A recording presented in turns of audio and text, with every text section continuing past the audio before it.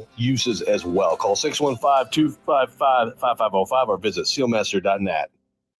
The Rich Eisen Show. And they took care of business against the Eagles in Philadelphia in total Sean Payton fashion, which is hit you in the mouth, come up with some gritty offensive plays, and then just do bat guano crazy stuff like going for two and roll the dice so you can get a 1-point lead rather than give the Eagles an option. The Rich Eisen Show from noon to 3 Eastern on ESPN Radio, ESPN Plus, and on Disney Plus.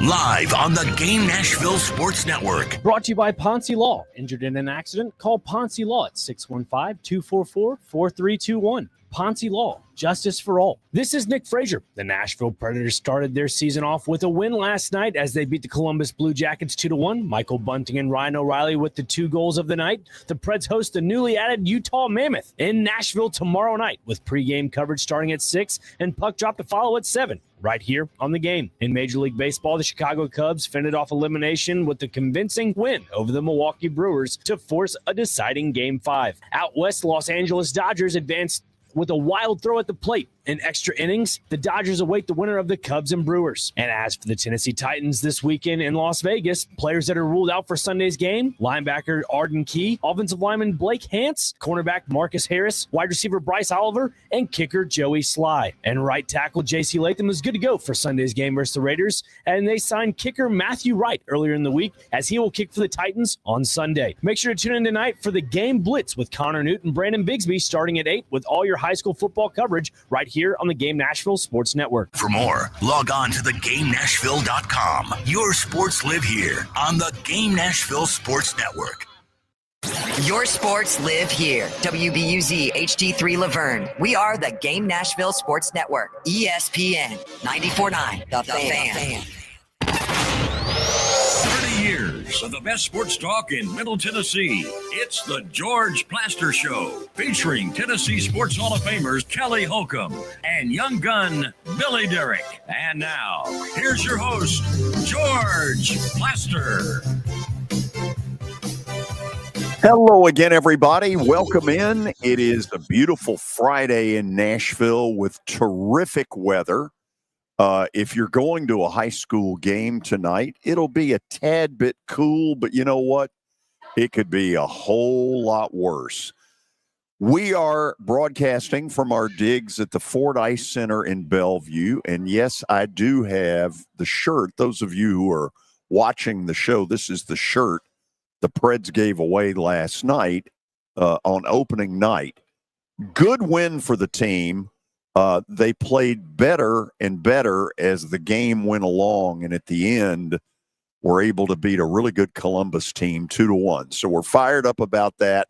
They play Utah tomorrow night here at Bridgestone at 7 p.m. Now, as a lot of you know, fall break is going on right now for a lot of the high schools. So there will not be nearly as many high school football games as normal. A lot of the schools taking the week off. BGA won last night in convincing fashion against Chattanooga Prep. And with that in mind, I've asked their head coach, Bobby Bentley, to join us by phone. Bobby, how you doing?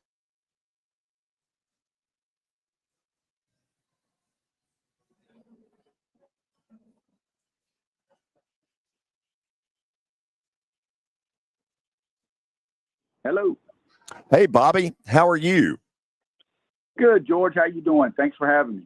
No, thank you for coming on with us. First of all, congratulations on your win last night. Thank you so much. Appreciate it. Thanks for your support, and thanks for all you do for high school athletics.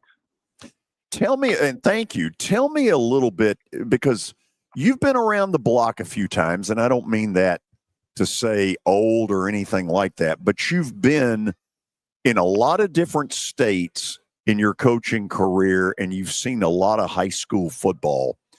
Where does it compare? Where does Tennessee high school football compare to other states in the South that you've seen? Well, you know, I've got a lot of experience in South Carolina, 22 years as a high school coach. And then 5 years, 6 years as the tight ends, running backs coach at the University of South Carolina. And then, I had the 3 years in Florida at USF and UCF, where my son played high school football at Venice, which is a national power. He played there, and he played in Tampa at Gaither High School. And then, Jake, when we was at Auburn in Alabama, Jake played at Opelika High School there in Auburn, Alabama. So I kind of know, South Carolina, Alabama, Florida high school football very well. Tennessee football, high school football is very good in pockets. I would definitely say it ranks right up there in certain areas. Okay. Maybe even better than some in others. But I think overall, it's just hard to compare high school football totally in states due to, different areas. Like there's some areas in Florida that don't have very good football. But yet you hear a lot about the state of high school football, high school football in Florida. I hope I make sense, George. In other words, it depends on the area. If you line up BGA, Baylor, McCallie, you're going to have, very good football that matches up against anybody in the country. But if you go to certain areas in Tennessee, you go to certain areas in Alabama, it's not very good football. So it's just in pockets. I hope that makes sense, George. Yeah, absolutely. It's an interesting answer that you've put out there. The private school level in Tennessee appears to be booming right now, with Baylor seeming to be, if you took classifications away, as good as it gets in the state. You all scrimmaged them before the season started. Talk to me a little bit about Baylor. Yeah, they're a very good football team. They've got prospects at every spot. So if you just lined up Baylor, McCallie, Brentwood Academy, I've got to see them a good bit on video, involved with some scrimmages and other games. But, they're a very good football team. They'll line up against the best in Florida. They'll line up the best in Alabama with the Thompsons, the Auburns, the Spanish Forks, the, Saralands. Florida football maybe not in certain areas is not as good and couldn't match up with those teams, honestly. I think you look at BGA, you look at FRA, private school football in Tennessee can go against anybody, period. But again, it just goes to, what level you're talking about and what area. But Baylor's a very good football team. I think when we scrimmaged Kimry, afterwards, he said he watched video on over 350 kids. That's a different deal. You know what I mean? Like he's bringing in kids from around the country, more IMG model. I don't think BGA is that. I don't think Nashville Christian is that. Even though Nashville Christian is very good, but you don't see kids from Canada, kids from other states on your football team like you do maybe at a Baylor. Yeah. When you took over 2 years ago at BGA, before you got there, the program was really down. And I'll admit, and I told you this yesterday, I never dreamed any coach could turn it as quick as you did. Has it surprised you how quickly you've been able to do that? And whatever the answer, what do you think's caused it? I think the first thing is the kids bought into the work ethic. I'm a worker. I think a lot of people may think that we're a little different in regards to philosophies of offense, defense, special teams. But the bottom line is I'm a worker. I know a little bit about weight room. I know a little bit about speed and conditioning. And, we got in there and got those guys working, and they had not been doing that. They had not been doing a sweat equity, strain-based program where the whole team works out together. So we started working them out at 7:30 in the morning before school. The kids bought in. They had 5 kids at our first workout. Now we have 70. So the kids bought into the work ethic. That was the first thing. The second thing, we had a quarterback. Caden Marable was already on campus. And, we got him coached up into a scheme that he kind of thrives in, if that's the right word. Yep. He thrives in this system. And, that helps when you got a trigger man. And we've got some guys on defense. Nate Fleming was already on campus. He's a Division I football player that maybe wasn't, maybe was underachieving, you say, so to speak. And he's thriving. So, and then you bring in a couple guys, Max Curry comes in and Maddox Porter comes in, Fletcher Fields comes in, and all of a sudden you get 4 or 5 kids, come in, and your football team looks totally different. That's what's happened. And the kids have bought in, and they are all on fire. We've got a really good coaching staff, George. The school has allowed us to hire a staff that's very, very, very elite.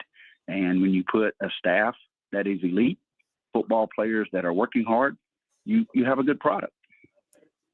Bobby, yesterday, and I didn't know the exact number. I knew it was a bunch. Going into last night, you had blocked 9 punts on the year. You'd had 9 block kicks, and I'm almost afraid to ask if you added to the total last night. But I guess I ought to nickname you Beamer. Tell me how that's kind of come about. Well, it actually starts with Frank Beamer. Honestly, I was a 25-year-old head coach. Frank Beamer spoke at the South Carolina Coaches Association clinic, and he talked about blocking punts, and he didn't talk about punt returns. And we don't work on punt returns. We work on blocking kicks. We work on blocking field goals, and that's all we work on. We don't work on the return. So it's really not rocket science. When you come to our football practice, we block volleyballs. We don't use real footballs. We block volleyballs so the kids don't hurt themselves when they go to block the kick.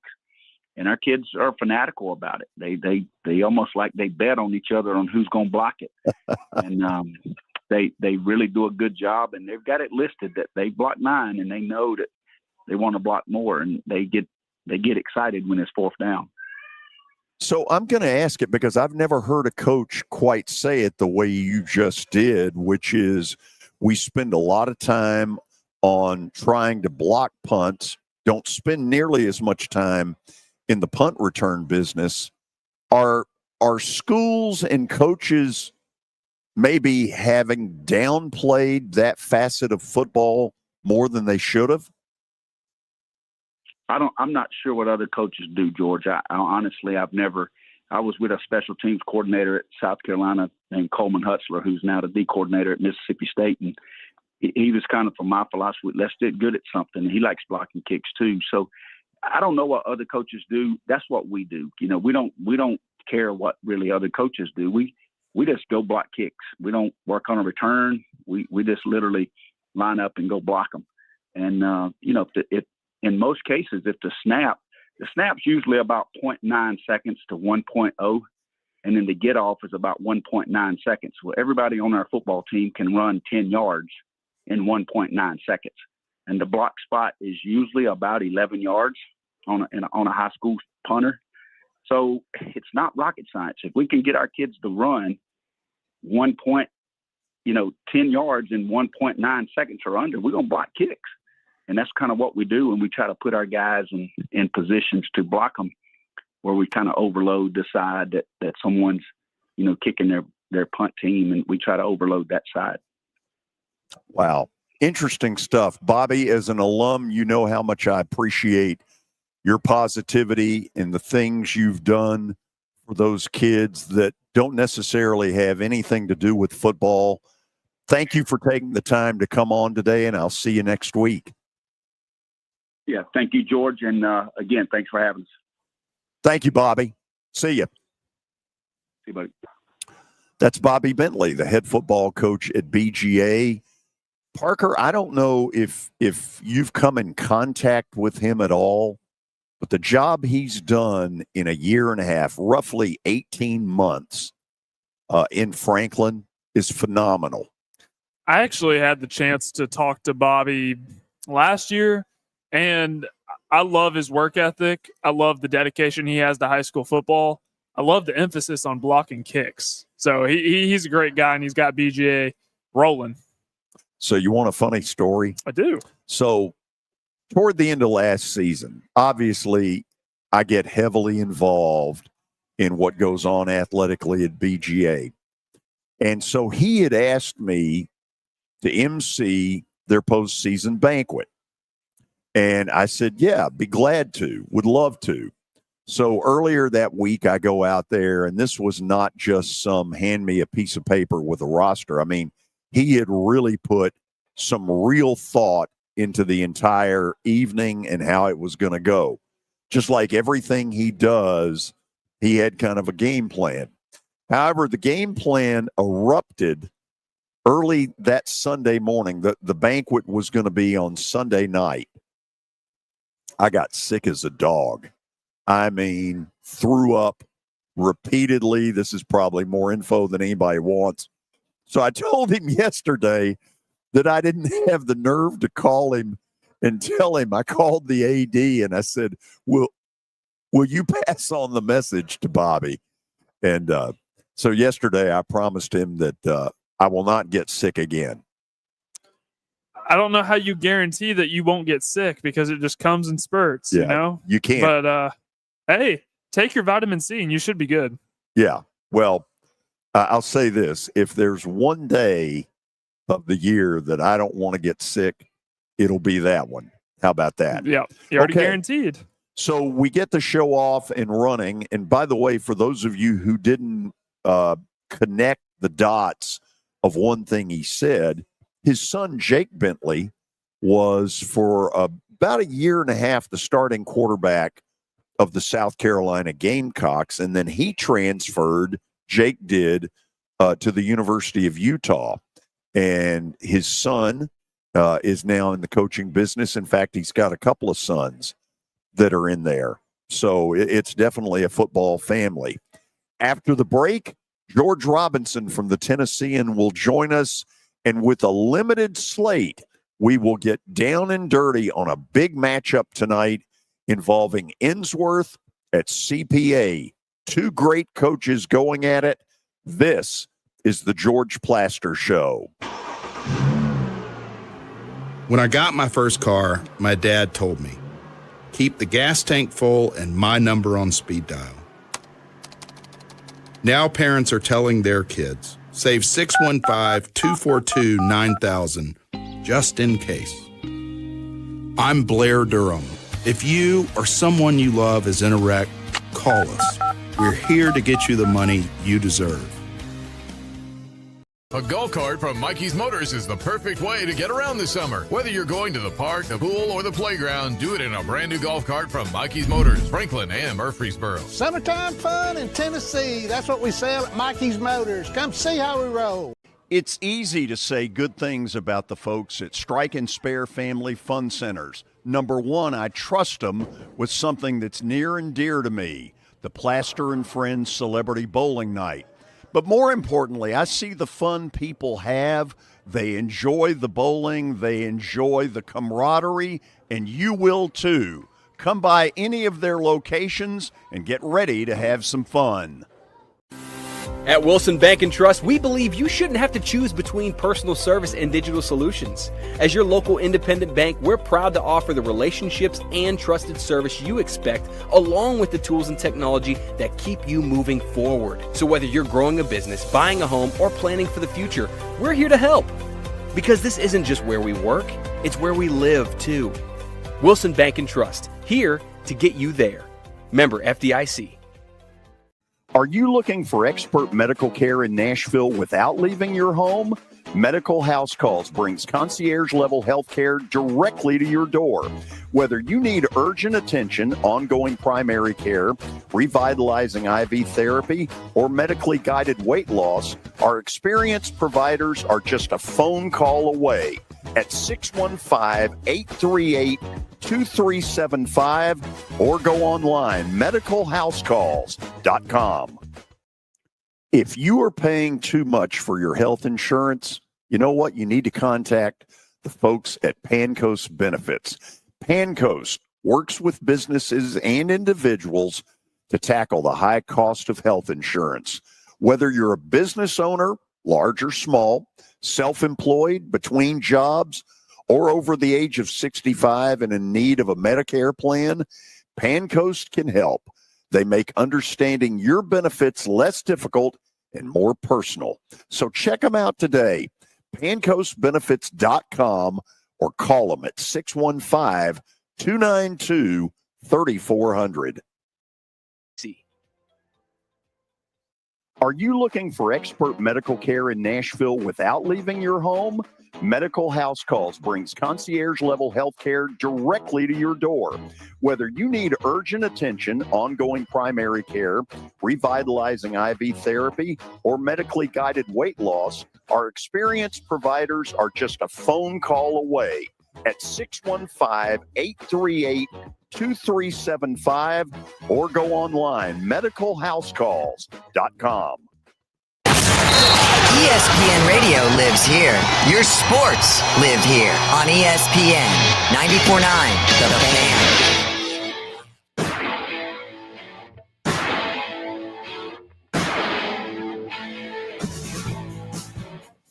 Welcome back into Football Friday.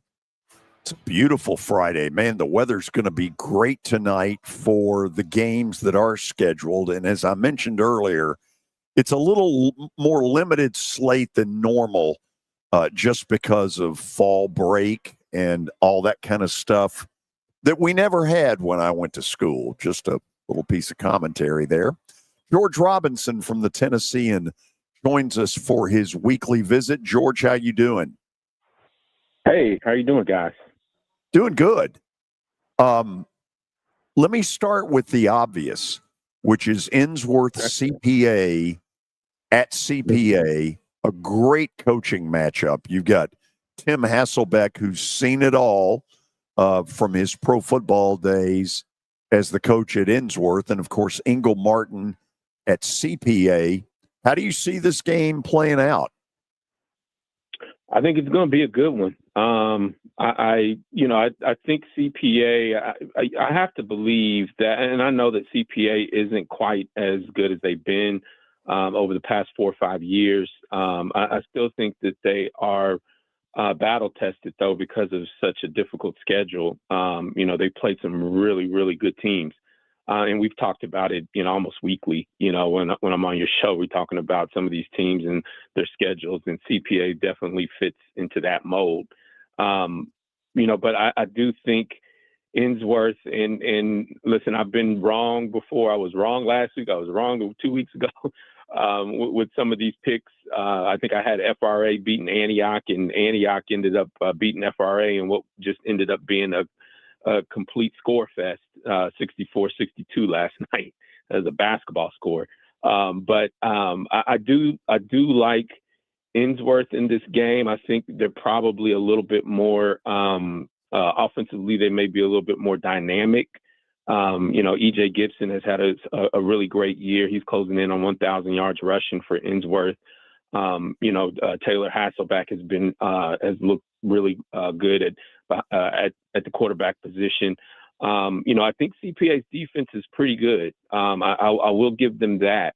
And certainly Rawls Patterson at running back for CPA and Owen Cabell, who's the wide receiver, the Alabama commit. They present some challenges, but Innsworth has played a good schedule as well. But I feel like Innsworth is probably a little bit more dynamic offensively. I want to get you to talk a little bit. You brought up earlier the Antioch score, which caught some people by surprise. I've been told this quarterback at Antioch is terrific. Tell me more about him, and is he going to Vandy? Well, that I don't know. We'll see. I'm sure Vandy's recruiting him pretty hard. A lot of Power 4 schools are recruiting him pretty hard. Andre Adams is his name, and he's been absolutely just terrific, and really has been since he got to Antioch. His family has strong Antioch ties. His dad is offensive coordinator, and his dad played at Antioch. His uncles played at Antioch. He had a brother last year who graduated, who was a wide receiver, Andre Cross Adams. He played with Andre, last year, and he's got a younger brother. Andre's got a younger brother that ended up sealing the win last night with a one-handed interception on a 2-point conversion try by FRA. So Andre's got strong Antioch roots. It's probably the reason why he hasn't, transferred to some, prep school like a lot of these big time, athletes do, and can't blame him really. But, Andre hasn't really had the desire to do that. I mean, he's from that area. His family, he's got uncles and, family members that have played there. But he's just a great quarterback. Can do a little bit of everything. A couple of weeks ago, he set the state record for combined offensive yards by a single player in a single game. He had, I want to say, 713 or 714 yards total. He had over 500 yards passing, 200 yards rushing. Then he followed that up, yesterday with over about 490 yards passing and over 100 yards rushing. I mean, he could do everything. The way FRA played BGA a couple of weeks ago and handled that offense, I thought maybe FRA, having seen a kind of high-powered offense that BGA presents, Antioch presents kind of the same thing. I thought maybe FRA could potentially do the same thing to Antioch of what they did against BGA. But man, Antioch has been on a roll. They're 8-0 right now. That program has never been. I don't think they've ever been this good. And that's not hyperbole at all. That program struggled for a long, long time, and they have found something that just works, and it's Andre. And George, kind of piggybacking off of that score, I wasn't at the game. I wasn't able to see, but just looking at the box score, clearly a lot of offense, especially on Andre Adams' part. Was the defense on both sides that bad, or were the offenses just that good, or maybe even a little bit of both? Probably a little bit of both. I think the offenses were really good. I think the defenses were probably bad in spurts, bad in stretches. That allowed, teams to get, allowed the other team to score. I mean, there were a few quick score plays. I know, FRA scored. And I have to say, Antioch's defense didn't play terrible, particularly in that first half. FRA really made a run there in that second half. And I don't know if it's because FRA just kind of woke up and realized the battle or the fight that they were in. But, Antioch put up 21 points on them in the first quarter. And, before they could even blink, FRA down a couple of touchdowns. So it felt like FRA, kind of woke up there in the second half and started to put their offense together and started to score a lot of points. I think at that point, you're putting a little bit of pressure on Antioch's defense. And Antioch's defense kind of buckled there in that second half, but eventually they kind of bowed up and stood up to the challenge there at the end with that interception. So yeah, it's probably a little bit of both. FRA got an onside kick late in that game right after a score to get the ball back, and then scored like 3 plays later. So, a lot of quick strikes, but in terms of FRA's defense, I was a little bit surprised at how easily Antioch was able to move the ball, particularly considering BGA had such difficulty scoring against FRA. And then Antioch just, but you got to give a lot of credit to Andre Adams and their wide receiver, Brandon Galladay. I mean, who's just been absolutely fantastic this year. He's got a ton of speed. Tyler Palmatier was at the game, our Tennessean high school sports writer. He was, pumping out video highlights of those plays. If you watch some of those plays with Galladay catching the ball and running for touchdowns, I mean, you could just see the speed that he has. And there's going to be a lot of D1 schools, I think, that are going to be after him as well. And kind of moving to some of the games tonight, there aren't as many since a lot of these schools are on a bye week, but there are some interesting ones. I wanted to start with Nashville Christian and Tyner Academy. These are two teams that typically aren't in the same region, aren't in the same division, don't really play all that often. Is it good for Nashville Christian to kind of challenge themselves, because Tyner Academy is also undefeated? Is it good for Nashville Christian to challenge themselves with this type of opponent this late in the season? Yeah, I think so. You got to think that at this point, the really good teams that know that they're in the playoffs, and Nashville Christian's in the playoffs, they're going to make the playoffs. They're the favorite in D2 single A. They're the defending state champs, and they'll win it again. They'll likely win it again. But yeah, you look at these games like Tyner Academy, and what you don't want to do going into the postseason is have a bunch of, kind of cupcake games where you're cruising and your players aren't really playing 4 quarters. They're maybe playing a quarter or maybe playing a half. And then you get into the playoffs and all of a sudden you got to ramp it back up, and it's kind of hard to do. So, this Tyner Academy game is going to be a good litmus test for Nashville Christian. It's another opportunity to see, just how good this team is, Nashville Christian, and really kind of get their juices flowing in during a period of the season where you're just kind of like, not a lot of great games because it's fall break. And, so sometimes that can be distracting for players and teams. And, if the matchups aren't great or if the games aren't great, it's just kind of a ho-hum Friday night. You don't want that. And I think, got to give Coach Brothers a lot of credit for putting together that schedule at this point in time where you're challenging your team and during a point in this season where a lot of teams around you are on fall break and maybe distracted a little bit with that. But they got a good opponent in Tyner, and Tyner's really, really good. They're ranked, and they are, they'll give Nashville Christian all they can handle. And I wouldn't be surprised if they beat Nashville Christian. And to be honest with you, if you're Nashville Christian and you lose, that gives you a chance to kind of reset and think, okay, we may be the favorites in D2 single A, but nothing's given. And, we got to go out there and kind of snatch that state championship and not think that, this thing is just going to be given to us. And now, kind of staying in the private school, you have Ensworth and CPA tonight. CPA got a big win for their morale for their season last week versus NBA, 16-15. They're 2-5 on the year. They host Ensworth, who's 5-2 on the year. Kind of a two-parter question here. One, how can Ensworth avoid slipping up and overlooking a still very talented CPA team? And two, how can CPA build off of the momentum that they created last week? Well, I think, this is a winnable game, first of all, for CPA. And, Ensworth, like I said, I do think they're a little bit more dynamic offensively than CPA. But, for me, the key for CPA is being able to run the ball.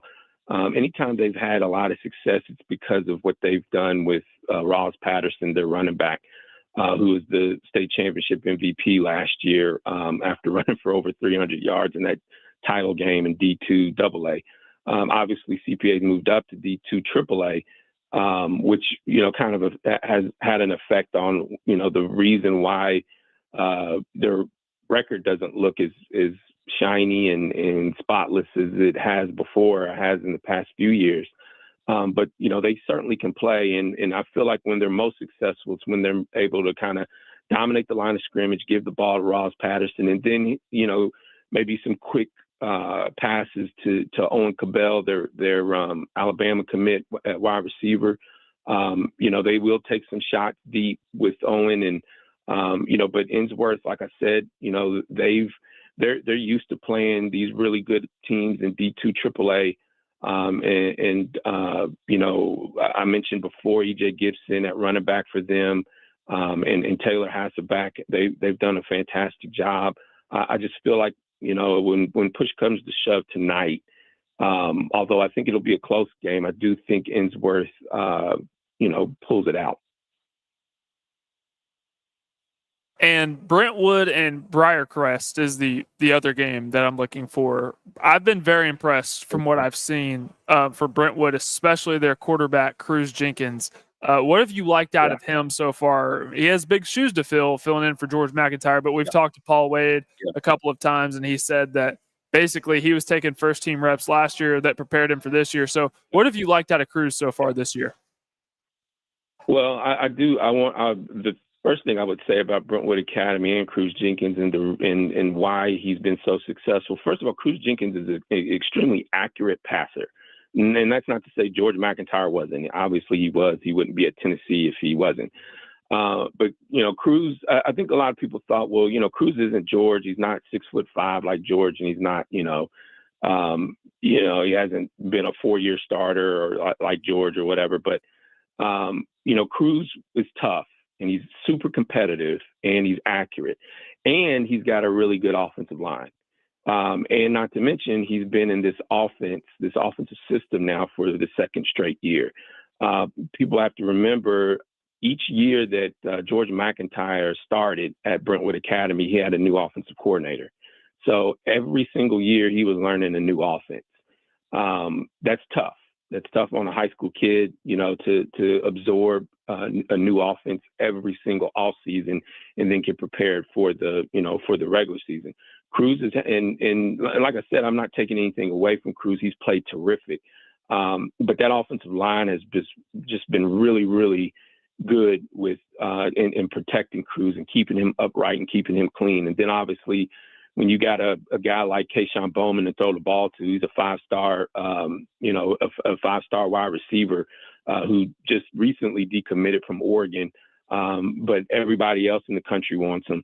When you have somebody to throw it to like that, then, it makes life a little bit easier. But yeah, Cruz has done a fantastic job, and Paul Wade has done a fantastic job. And I think it's his second year at Brentwood Academy now. And of course, we know Paul Wade is, he coached DCA and his pedigree speaks for itself. And I've kind of been burned by Brentwood Academy and Paul Wade a couple of times this year, picking against them, and then they win. And then Paul usually sends me a text message through Tyler Palmatier with a thumbs down about my pick. So we've been kind of going back and forth.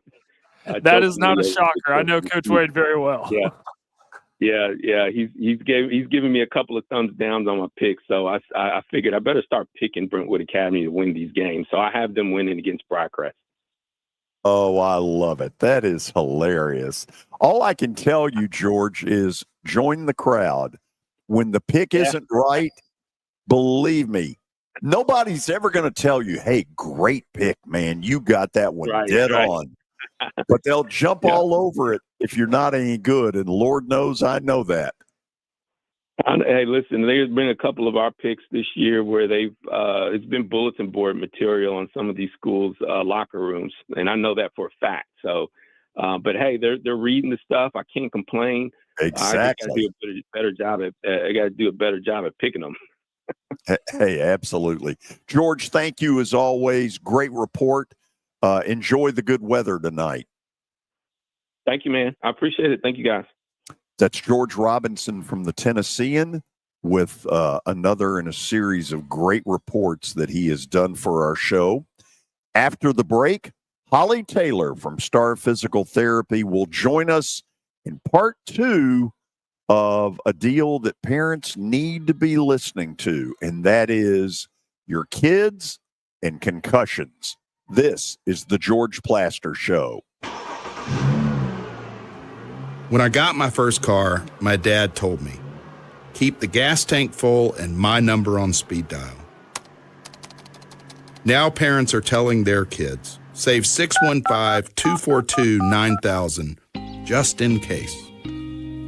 I'm Blair Durham. If you or someone you love is in a wreck, call us. We're here to get you the money you deserve. Smashville hockey. Around here, it can sound like a language of its own. But hey, if you can pronounce Demumbrian, then names like Yossi, Shea, and Marchessault will roll right off the tongue. Nashville Predators, only in Smashville. See your Nashville Predators take on the Utah Mammoth this Saturday at 7 p.m. Get your tickets at NashvillePredators.com. Sports and Social in Green Hills Mall is the new home for our Football Night in Nashville promotion. Their food is terrific. Their TV setup looks like a racing sports book in Vegas. And if you're a sports fan, you can't beat it. Starting September the 4th, we'll broadcast from Sports and Social every Thursday night. There's Pop-A-Shot, great football, and the chance to win a beautiful Mikey's Motors golf cart. See you at Sports and Social in Green Hills Mall. Venture Express has been helping people in this area for more than 40 years. They're headquartered in Murfreesboro with over 30 years of dedicated fleets involving production, manufacturing, and corrugated experiences. They're an asset-based company with over 700 tractors, 4,000 trailers, and 800 drivers. If you need their help, dial them up 615-793-9500 or log on to ventureexpress.com. Here's Officer Garen Hoskins for the Metro Nashville Police Department. The Metro Nashville Police Department is on the forefront of policing in this century, and I'm glad I'm a part of it. I'm glad I get to find other good officers, other future good officers. And if you're watching today, or you yourself or someone you happen to know is interested, join MNPD.com. Feel free to reach out to us because we need good officers, and it's a great city to work for. Products on sale now. Family Leisure has theaters. Now, here's your latest Fox 17 Code Red weather report. I'm Fox 17 Code Red.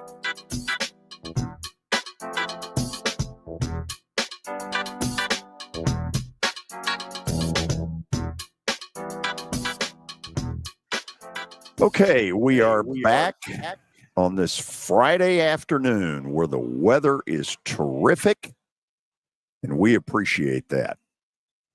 We really do. And you will tonight as you go to the high school football game of your choice. As all of you know, the folks at Star Physical Therapy have been a sponsor of our Football Friday programming for the last 3 years. My thanks to Kelly Ziegler for that. And my thanks to Kelly for turning over all of this to Holly Taylor, who is terrific in talking us through all this. Holly, you owe me $1. Why is that? Because I said nice things. That's right. Well, I think you're up to $2 now. Send it on. Send it on. I'm in. So last week, you got pretty knee deep into concussions, but I know there was more that you wanted to talk about. So I'm just going to play dumb, which will be easy, and kind of turn it over to you. Where do you want to start? Yeah, I think we can start kind of what happens maybe after you get a concussion. And Let's do it. Yeah, so, the average concussion is usually going to resolve itself in about 7 to 10 days, and that's an average, right? Because it can take, like we talked last week about the ATP and how that's the energy that the brain uses to function and repair itself. And after a concussion, that ATP is kind of at a low because you've got damage in there. And so everything kind of wants to use it all up at once. So it takes a while for it to rebound. And so that even in itself can take 22 to 30 days. So it's not unusual to have kind of lingering symptoms for even that 2 to 4 week mark after a concussion. But we know when we're getting towards more that 4 week that we're kind of starting to maybe get into post-concussion syndrome. And that's kind of something that we're learning, that there's a few kids out there that kind of just don't really resolve symptoms as well as other kids for whatever reason. So, okay, take that a little bit farther, because we've all heard the term. Virtually none of us know quite what it means. So if it goes that long, then what? Yeah, so then you start getting into more of seeing the different people in the medical field to resolve whatever you have going on, right? And so that could be physical therapy to help with like visual or vestibular or motor function issues. Sometimes it's going to be occupational therapy where they're having to relearn maybe how to do some fine motor skills or tasks. Sometimes speech therapy can help. Sometimes you've got people who just have that lingering headache, and there's neurologists out there who specialize in post-concussive headaches that they can do treatments on that. Another great one, you get into that, especially over 4 weeks, seeing a neuropsychologist that has concussion training, and they do a fabulous job of doing some really deep assessments, figuring out what you have going on, especially kids who are struggling like with schoolwork. You're going to have kids that have issues with, math or, just even processing organization and things like that. Neuropsychologists do a great job of that. So, Holly, I want to take you through a scenario that I think is one that goes on a lot. The kid on Friday night gets his bell rung, which is sort of slang for potentially a concussion. Nobody notices it. He decides he's going to gut it out. He doesn't tell mom and dad, I'm going to be fine. I'm tough. I'm this, I'm that. But all of a sudden, the parent or parents start seeing some stuff that doesn't quite add up. And, all of a sudden, the bell goes off in their head, and they're like, I bet old Johnny's got a concussion. When a parent starts to believe that and believe that the kid either isn't telling the truth or just flat out isn't telling them anything, what should the parent do? Yeah, then they're definitely letting coach know, hey, he's starting to show signs and symptoms, which isn't unusual even, because sometimes it can take even 24, 48 hours sometimes for some of those symptoms to come to the surface. But, if they suspect anything, then they should be calling either their PCP, their primary care physician, or they're finding a doctor, either an MD, a DO, or a neuropsychologist per the TSLA rules that has concussion training.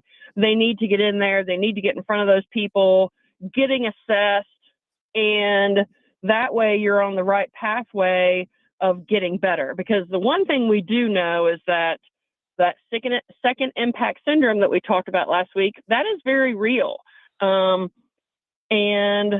there's a lot of guessing right now as to how, you hear on Friday nights, a kid got hit and he's going to the ER and, he may be getting that hole drilled in the head, and it sounds like a second impact syndrome, but maybe they never told anybody about the first insult to begin with, right? And so sometimes that's kind of a gray area, but it's so important that we know about that, because second impact syndrome can have devastating, lasting consequences. Holly, last thing for you. How much better off are we scientifically, let's say just in the last 5 years, about concussions than we were 5 years ago? I think we're a lot better. Even 5 years ago, the science isn't as good as it even is now. And so before it was, hey, when you get a concussion, we're going to stick you in a dark room for 24, 48 hours. And we don't do that anymore. Now the science is starting to show that, being around people, being able to do some tasks, being able to just even walk or even slowly ride a bicycle while they're in that healing process is better overall than staying in the dark room anymore. And so, the pendulum's kind of swinging back the other way, which I think science just does that sometimes. The better the research is, the better results we're going to have. And it'll even be interesting here in the next 10, 20 years, will they finally come up with maybe like a blood test or a protein test or something like that, you go to your doctor's office, they swab your cheek, something pops that we know happens with concussions, and there's something more objective that they can say, oh yeah, you definitely have a concussion.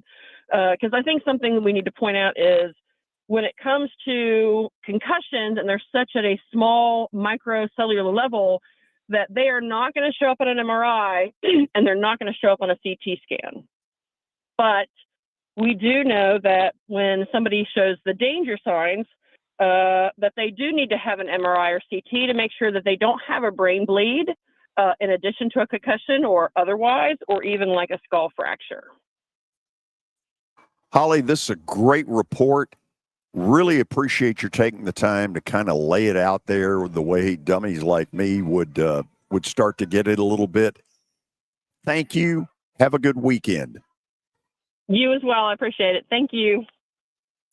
Holly Taylor, Star Physical Therapy, joining us. Parker, did you ever have a concussion in football? George, I was very fortunate that I didn't have many injuries during my football playing days. The worst thing that I probably had was a turf toe, and if I can say that, that means I was pretty blessed. Although turf toe is painful. And I had to get a shot in my toe, in the crevice of my toe. That's about as specific as I'll get because it was pretty gross. But, yeah, that was the worst injury I ever had. Okay, you got some players tonight that are going to be important? I do, and there aren't a lot of games like we talked about with George Robinson, but there are still some exciting ones. The first player that I want to talk about is going to be an obvious one, and that is Jared Curtis. Jared Curtis, by some sites, is ranked as the number one player in the 2026 class. Not the number one quarterback, the number one player. He's a 5-star quarterback committed to the University of Georgia and Kirby Smart. They take on Tyner Academy tonight. Tyner Academy is 7-0. Nashville Christian is 6-0. I like the fact that they are challenging themselves this late in the season. Tyner Academy is a team out of Chattanooga. They're traveling to Nashville Christian. These teams typically don't play a whole lot, so obviously Nashville Christian is going to have to rely on Jared Curtis a lot, especially in the passing game, also throwing a couple design quarterback runs. Nashville Christian should fare pretty well tonight. CPA and Innsworth, a game that George and I have been talking about, as well as we talked about with George Robinson. They have a running back by the name of Rawls Patterson. Rawls Patterson had 300 total rushing yards in the state championship game last year. He was the state championship game MVP. Rawls Patterson is the quarterback of the offense, even though he doesn't play quarterback. That offense runs through him. They're going up against a very stout Innsworth defense tonight. They got a big win last week versus NBA, their second win of the year, and a large part of that was due to getting down and dirty in the trenches, the running game. Rawls Patterson is going to have to be big for CPA tonight. Conversely, flipping over to the Innsworth side of things, their quarterback is the son of their head coach, Tim Hasselback, quarterback Taylor Hasselback. He's taken the reins of this offense. They look like they haven't skipped much of a beat at all over at Innsworth. They play very good complementary football between their offense and their defense. It ties in very well together. Taylor Hasselback going to have to be huge in the passing game tonight. Record may not indicate it for CPA, but they have a very good defense. Can you imagine the level of training that kid has had? First from a dad who played in the NFL, but also from an uncle who starred in the NFL. His whole life. He grew up in it. He's lived it his whole life. Pretty cool. Pretty cool stuff. He's going to have to be big tonight. He has some pass catchers that he can rely upon, some very talented pass catchers. CPA has a very talented secondary. Again, even though they're 2-5, it's a very misleading record. So Taylor Hasselback for Innsworth going to have to be big. And we're going to go to Brentwood Academy as they play Briarcrest Christian. Their quarterback, Cruz Jenkins. A lot of talk has been this is the guy filling in for George McIntyre, but don't get it twisted. Cruz Jenkins is making a name for himself. He has a 5-star receiver on the outside that he can just throw it up to. Keyshawn Bowman, who George Robinson admitted, he decommitted from Oregon not too long ago. He's getting a lot of Power 4 interest. I know Lane Kiffin was down here, the head coach at Ole Miss. He was down here recruiting last week. Keyshawn Bowman was on that list of guys that he was targeting, and rightfully so. Cruz Jenkins he's been prepared for this, his second year in the offense. He's going to have to be big tonight. Briarcrest Christian, a team coming over from Memphis. Very good team at 5-2. Brentwood Academy undefeated. He's going to have to be big for them tonight if Brentwood Academy wants to pull this one out. Okay, you've seen Jared Curtis. I've seen Jared Curtis. we both know and believe strongly he's the real deal. Yep. What level of college stardom do you think he's headed toward? That's a good question. Depending on Georgia's quarterback situation next year, because I know Gunnar Stockton will not be around, I can see Jared Curtis competing for that QB1 spot right away. Don't think that'll happen, but the more time he has to develop into an offense, I think typically ratings do not lie. Stars do not lie. If he's a 5-star, number 1 overall player in the country, that's for a reason. I think that he's going to be a superstar one day in college. Okay. I tend to agree with you. Okay, the 4 o'clock hour, we're going to shift gears and get to a lot of different stuff. Terry McCormick right off the bat when we come back at 4 o'clock by phone. So back at the station, please note that. We'll need a little help on that. Then an update on what is going on. Don't know how many of you saw this. Sister Jean from Loyola of Chicago passed away last night at the age of 106. What a remarkable life that she led. Watson Brown at 4:20 this afternoon, and we'll get right into what I think is the game of the day on the SEC slate, and that's Missouri, Alabama. Some people will say it's Oklahoma, Texas, but to me, Missouri, Alabama in Columbia is where it's all happening. And then you'll be thrilled to know that I have 7 plays for this weekend as we close up shop with Plaster Bet of the Day. This is the George Plaster Show. Family Leisure invites you to relax at home this fall with all our indoor products on sale now. Family Leisure has theater seating, massage chairs, pool tables, shuffleboard tables, and game tables in stock and ready for immediate delivery. Enjoy the movie theater experience in the safety and comfort of your own home with theater seating from Family Leisure. 3-piece sets start at only $9.99. Massage chairs are only $14.99 as well. Well, I want to redo our game room with a pool table for me and an air hockey and foosball table for the kids, maybe even a ping pong table. Family Leisure has 30 pool tables on display, hundreds in stock for immediate delivery. Pool tables start at $14.99 installed. And don't forget the shovelboard tables, a game everyone can play. Family Leisure has above ground pools in stock and ready for immediate installation. And there's great sale prices on outdoor and wicker furniture. Huge selection still in stock. That's Family Leisure's Relax at Home sale. At both huge locations, Antioch and Franklin. Now, here's your latest Fox 17 Code Red weather report. I'm Fox 17 Code Red meteorologist Greg Bobus. A great Friday on tap for us here. High temperatures in the mid to upper 70s and a partly cloudy afternoon. This evening, we'll keep things fall-like. We'll fall into the 60s after sunset and waking up tomorrow morning in the low 50s. Your sports live here on the Game Nashville Sports Network. Go beyond prime at Electronic Express with fall clearance savings all week long. Save up to 60% on smart TVs, major appliances, computers, washers, dryers, and more, all from your trusted local source for over 40 years.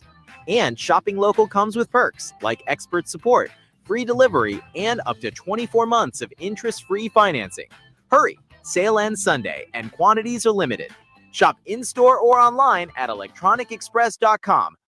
Evan Canty and Michelle are unsportsmanlike. The relationship between Drake May and Josh McDaniels and the way in which Mike Vrabel is leading this team and the way that the defense is getting after people. I'm trying to stay calm, but I'm getting very giddy at the fact that this team has a wide open AFC, and maybe it's not for now, but for later, this team is going to be something to reckon with because that quarterback is legit. Unsportsmanlike.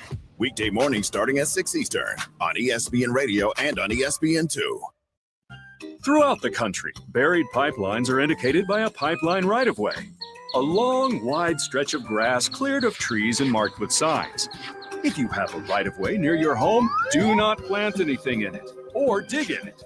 Do not install a fence or build your kids a super cool fort without first getting the pipeline operator's approval. For more on pipeline safety, visit pipesafety.org. A message from the Tennessee Gas Association, Tennessee Association of Broadcasters, and this station. Football is always on at JBJ's. Every game, every screen, all week long. Get ready for another action-packed week of NFL football at JBJ's, Broadway's ultimate Sunday fun day spot. Catch every play, every touchdown, and every nail-biter surrounded by wall-to-wall big screens, perfect views from every seat, and full sound on the 4th floor. Fuel up with food and drink specials all day long. Bring your crew and turn game day into the ultimate downtown experience. JBJ's, your go-to spot for every snap this season. Amber Indian. The West seems so much stronger to me than the East, but because of that, it's hard to predict the East, and anybody could win it. I like the Orlando Magic, the Pistons, certainly. You know, when Giannis comes to my Miami Heat, they're going to be the darlings of the East. Of course. Yeah, that's definitely guaranteed to happen. I got the West in 5 next year is my prediction for next year's NBA Finals. We're already doing it. Amber Indian. Weeknights at 7 Eastern on ESPN Radio and on SiriusXM Channel 80. The International Brotherhood of Electrical Workers, Local 429, has a path to a dignified career. Are you a skilled electrician or lineman? Tired of dead-end, low-paying jobs? Local 429 is accepting applications for highly skilled electricians and linemen and is providing the best training in Middle Tennessee. They are the International Brotherhood of Electrical Workers, Local 429. Call them at 615-889-4429 or go online to ibew429.org. IBEW Local 429, the best training and training the best. Your sports live here. WBUZ HD3 Laverne. All around the world on the Game Nashville app. We are the Game Nashville Sports Network. ESPN 94.9. The Fan.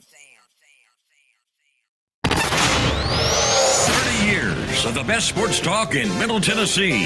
It's the George Plaster Show, featuring Tennessee Sports Hall of Famers Kelly Holcomb and young gun Billy Derrick. And now, here's your host, George Plaster.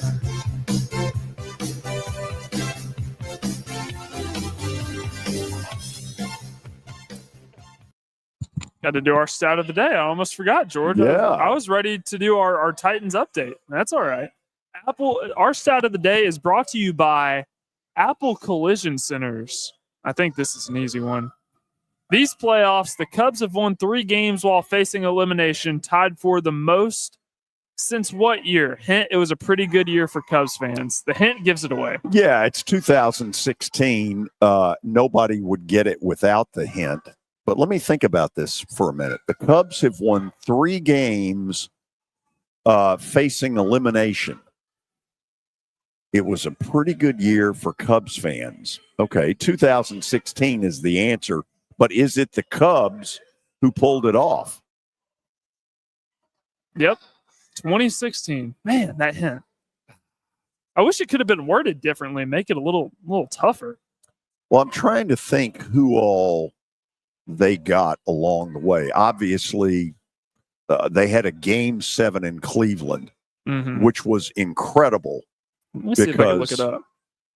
If you remember, the game had a rain delay in the 9th inning. Yes, sorry, George. I'm distracted. If you can hear in the background, we got kids running around, so it's kind of distracting me. I do remember that. Yeah. And in fact, the Cubs won Game 7 in extra innings in Cleveland. Anyway, enough of that. We welcome all of you back into the 4 o'clock hour. From our digs at the Ford Ice Center, let's say hello to Terry McCormick. His daily Titans update is, of course, presented to us each day, but on Fridays at 4 o'clock. Taylor, what's going on? No, not Taylor. What am I saying? Taylor. Terry, how are you? Did I just call you Taylor? That's not good. That's not good. I was reading something and lost total train of thought, a little bit like your Yankees did. Yeah. Take your shots. At least we were in the postseason. That is true. When was the last time you won anything? Last year we won the pennant. Before that, 2009. 2009 for a team that every year gives us the only winning the World Series will suffice. Just thought I'd remind you of that. Yeah. Well, they have not figured out yet that their strategy is flawed, that you cannot fill your lineup with guys who strike out 150 times a year and bat 212. That only takes you so far. Am I to take that you'd like to be the general manager? Yes, I think I can do a better job. Okay, well, I'll get that word up there. Now, let's get All to right, I appreciate it. Absolutely. Let's get to the team you cover, the Tennessee Titans. They go out west for the second week in a row. They go to Vegas to take on a Raiders team that is really struggling. Terry, what is the health of the Titans, best as you know?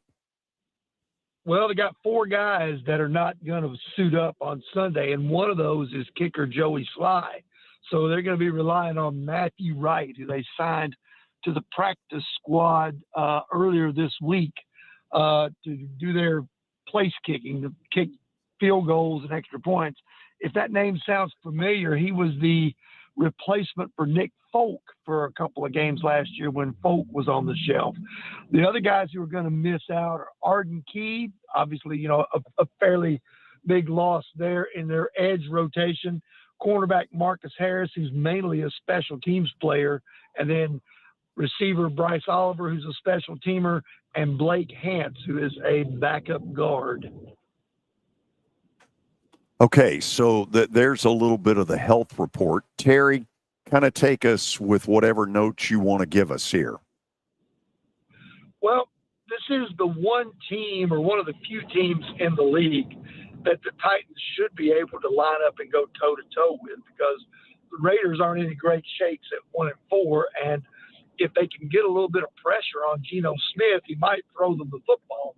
He's thrown 9 interceptions. Now, that said, the Titans are going to have to take advantage of it because except for one quarter last week in Arizona, their offense has been largely putrid for the entire season. So there is that. I think having J.C. Latham back on Sunday should help them in a number of areas, not only pass protection, but it should help some in the run game because you'll be able to team Latham and Kevin Zeitler on the right side like they had hoped to do from the get-go and maybe run behind them a little bit with Tony Pollard and Tajay Spears. Terry, Max Crosby, great defensive lineman, one of the best pass rushers in the league, a motor that never stops. How do the Titans intend to try to block him? Well, it's interesting because he usually lines up over the right tackle. A lot of top pass rushers line up over the left tackle, but he generally lines up on the right side or on the left side of the defense for the right tackle to block him. So that will be Latham's assignment for much of the day, and it'll be interesting with him coming back off an injury if they greenlight him to go the full way, and if they do, or even if they don't, it'll be interesting to see what they do in terms of helping him out, maybe with a tight end or a running back to chip and things like that, because you would think that, just coming back after 4 weeks out is going to be tough enough, but you put Max Crosby, probably one of the 5 or 10 best pass rushers in the league, across the line from him, and it makes it even more of a challenge. Yeah, you have to double him. Yeah, I would think that would probably be in the offing for most of the day.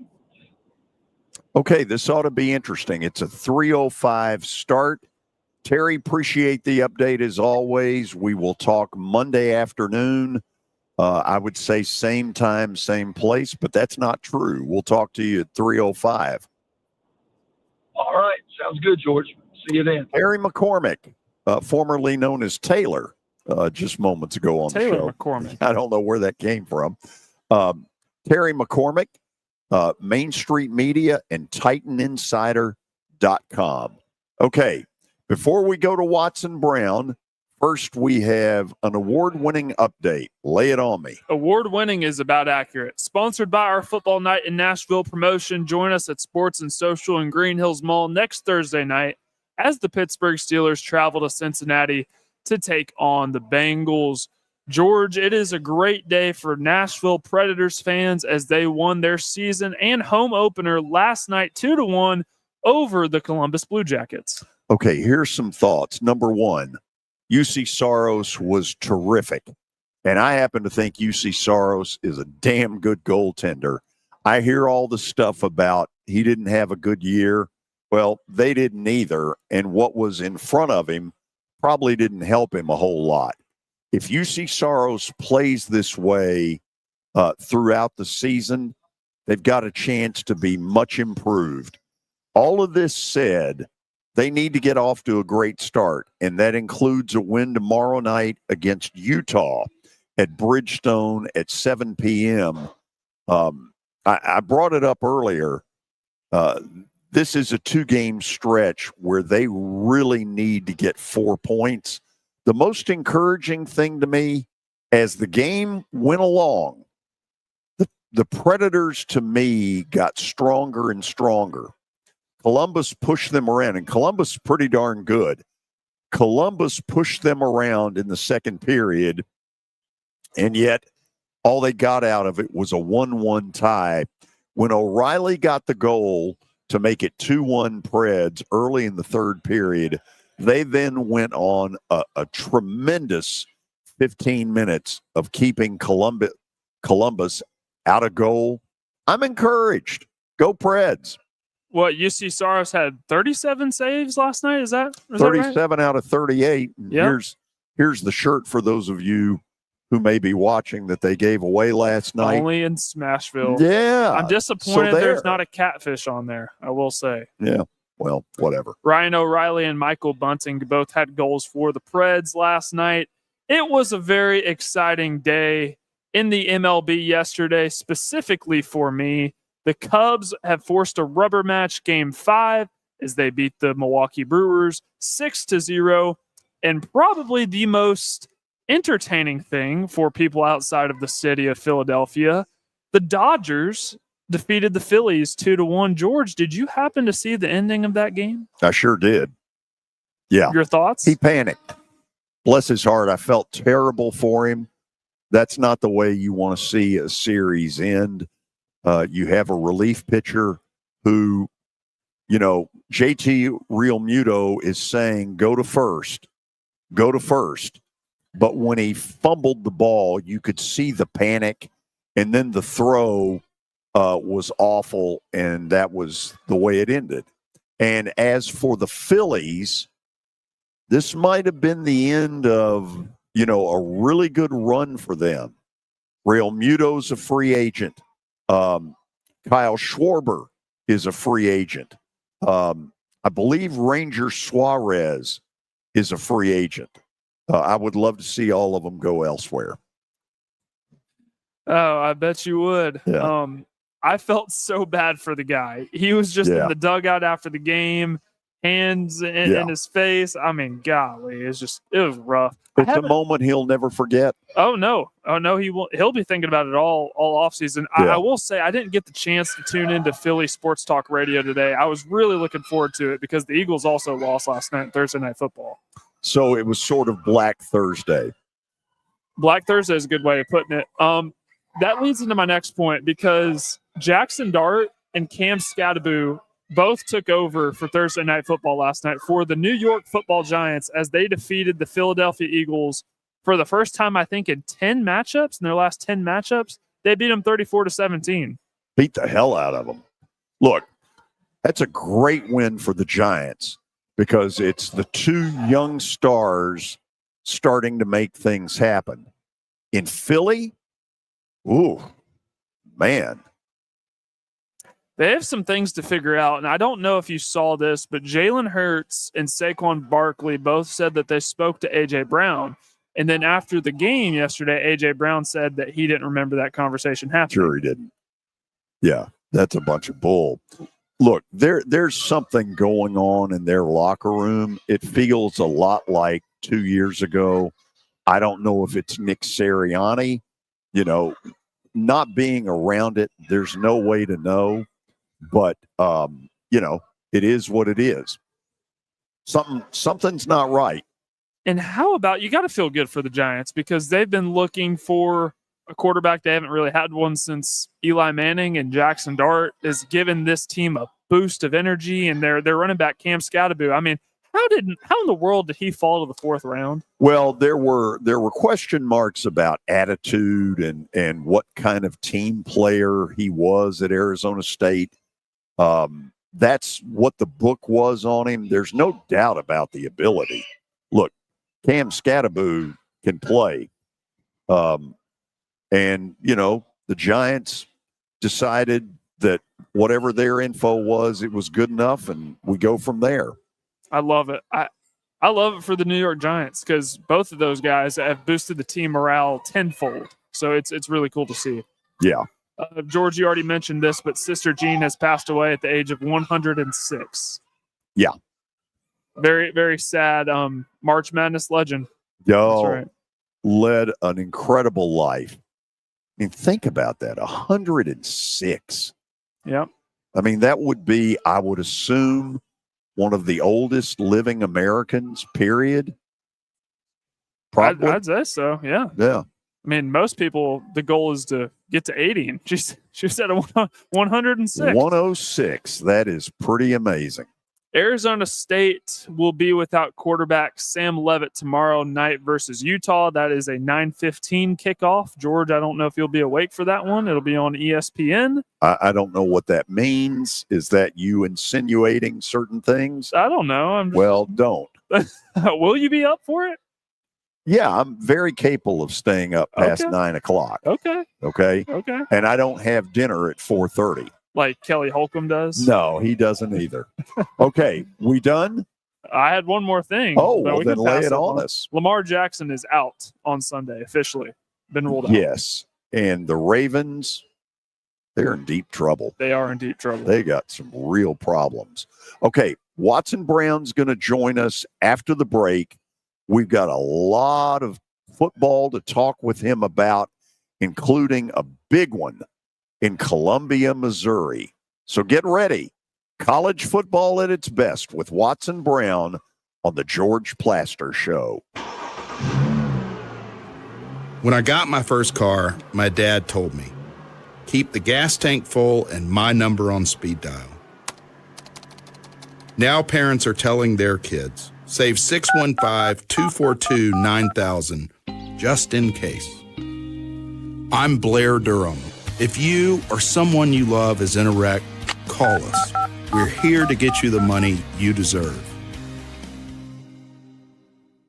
A go-kart from Mikey's Motors is the perfect way to get around this summer. Whether you're going to the park, the pool, or the playground, do it in a brand new golf cart from Mikey's Motors, Franklin and Murfreesboro. Summertime fun in Tennessee. That's what we sell at Mikey's Motors. Come see how we roll.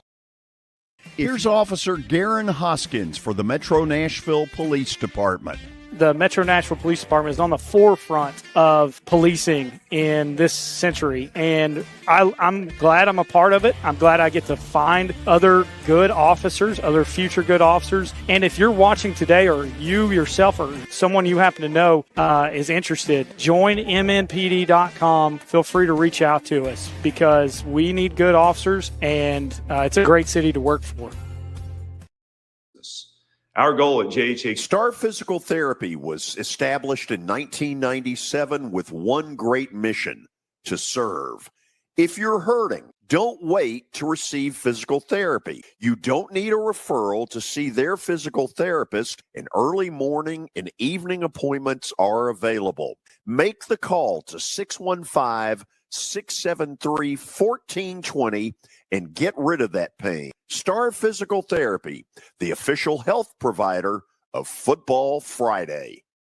Are you looking for expert medical care in Nashville without leaving your home? Medical House Calls brings concierge-level health care directly to your door. Whether you need urgent attention, ongoing primary care, revitalizing IV therapy, or medically guided weight loss, our experienced providers are just a phone call away at 615-838-2375 or go online, medicalhousecalls.com.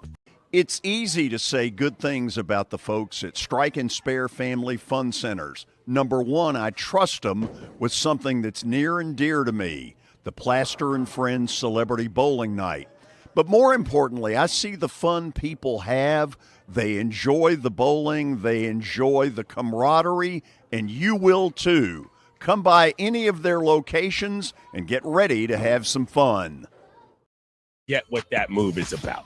Clinton and Friends, weekdays from 10 to noon Eastern on ESPN Radio and on the ESPN app. Are you looking for expert medical care in Nashville without leaving your home? Medical House Calls brings concierge-level health care directly to your door.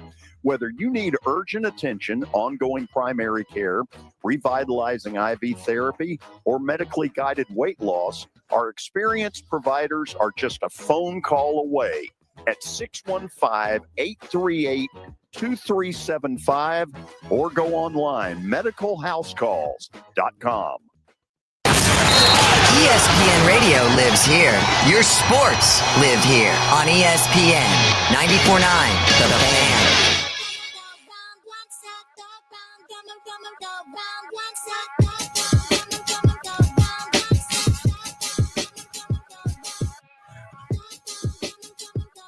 Okay, we are back on this Friday afternoon.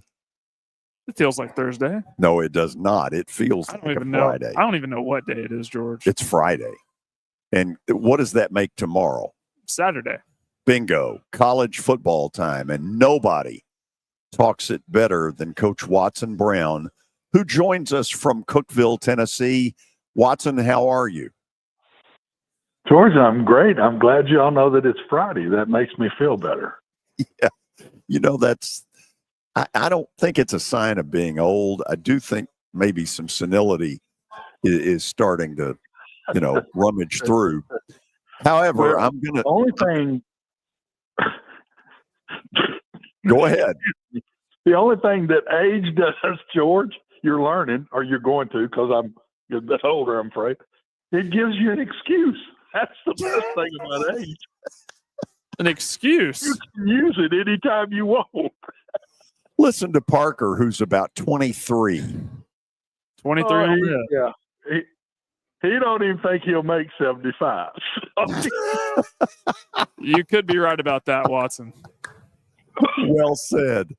So, Watson, is Missouri for real, and are they good enough to beat Alabama? George, I think other than Arkansas and Kentucky, anybody in the league is good enough to beat the other one.